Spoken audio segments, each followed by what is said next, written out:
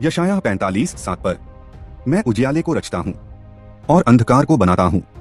यहां परमेश्वर यह नहीं कह रहा कि मैंने पाप को बनाया या दुष्टता को बनाया। यहां परमेश्वर अपनी प्रभुता की घोषणा कर रहा है। वह कह रहा है, मैं ही व्यवस्था बनाता हूं, मैं ही सीमाएं तय करता हूं, मैं ही तय करता हूं कहां प्रकाश प्रकट होगा और कहां नहीं। परमेश्वर यह दिखा रहा है कि सृष्टि में कुछ भी उसकी अनुमति के बाहर नहीं। अब दूसरा वाक्य सुनिए, मैं शांति देता हूं और विपत्ति को उत्पन्न करता हूं।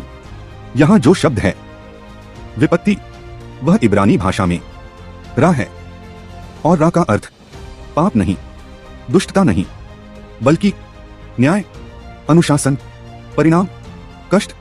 परमेश्वर पाप को नहीं बनाता, लेकिन पाप के परिणाम को उन्हें देता है।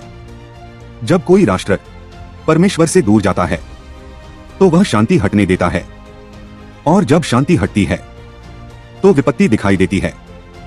यह परमेश्वर की बुराई नहीं, यह परमेश्वर का न्याय है, और न्याय बुराई नहीं होता। पाठ 3, अगर परमेश्वर प्रकाश है तो वह अंधकार को क्यों होने देता है। भाइयों और बहनों, अब हम उस सवाल पर आते हैं जो हर विश्वासी कभी न कभी पूछता है। अगर परमेश्वर प्रकाश है, अगर वह प्रेम है, अगर वह भला है, तो फिर अंधकार क्यों है, दुख क्यों है, कष्ट क्यों है। और यह सवाल सिर्फ सिद्धांत का नहीं, यह हमारे जीवन का सवाल है।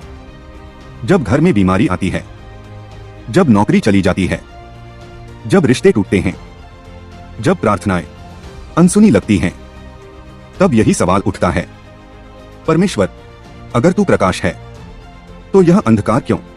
बाइबल हमें बताती है, परमेश्वर ने मनुष्य को स्वतंत्र इच्छा दी।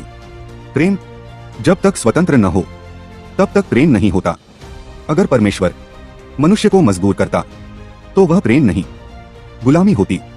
जब मनुष्य परमेश्वर से दूर जाता है तो वह प्रकाश से दूर जाता है, और जहां प्रकाश नहीं वहां अंधकार अपने आप आता है।